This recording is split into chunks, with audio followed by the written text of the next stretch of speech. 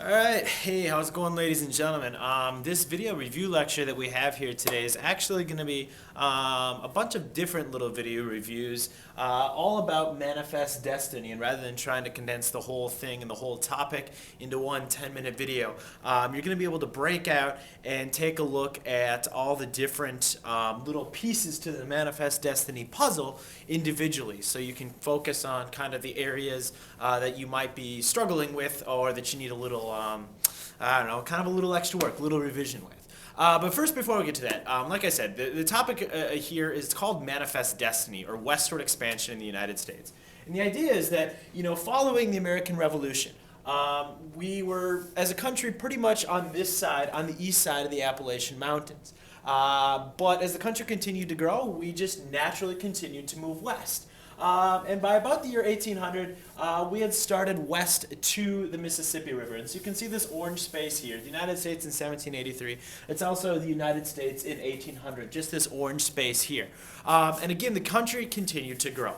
And the concept manifest destiny, it wasn't well, let's define it first. Manifest destiny simply is the idea that it was the United States' destiny. It was our fate. It was bound to happen. It was our religious, from God, bound to happen that one day we would stretch from sea to shining sea, that we would stretch completely across the North American continent, no matter whether it was the Spanish or the British or natives, no matter what stood in our way, we were going to stretch from sea to shining sea. That is the idea of manifest destiny. Now, the idea of manifest destiny, it wasn't coined or said until 1845 by a newspaper editor named John O'Sullivan. However, the concept or the idea of manifest destiny existed from very early on in our republic's history. And again, manifest destiny, that we would stretch from sea to shining sea, from the Atlantic to the Pacific, from east to the west. And we would settle it, whether it was through treaty, whether we just settled it and claimed it, or through war. And so we're gonna kind of break down and see how how the United States in 1800 went from this chunk of land to 50 years later to all of this, right? In the little over the course of a generation or of a lifetime, the United States tripled its size.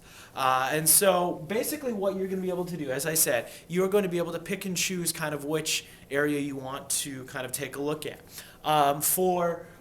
We've got, a total of 6 different areas. Area number 1 is the Louisiana Purchase in 1803.